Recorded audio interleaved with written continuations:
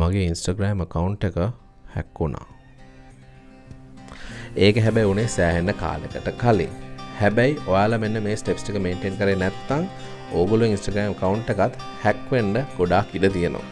ඉතින් number 1 තමයි යාළුවන්ගෙන් එන අනවශ්‍ය links click කරන්න යන්න එපා.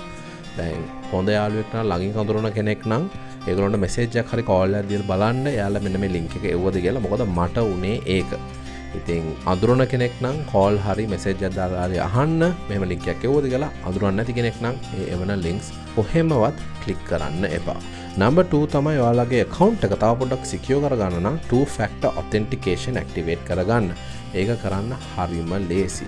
ඔයාලගේ Instagram එකේ දකුණු අත පැත්තේ උඩ තියෙන ඉරි තුන click කරලා ඔයගොල්ලෝගේ profile එකට ගිහිල්ලා මෙන්න මේ විදිහට passwords and security එකට යන්න. password and security එකට ගියාම two factor authentication එක click කරලා ඔයගොල්ලෝගේ account එක click කරලා ඊට පස්සේ යන්න additional methods වලට. additional methods click කරාන් පස්සේ backup codes කියන එකක් තියෙනවා.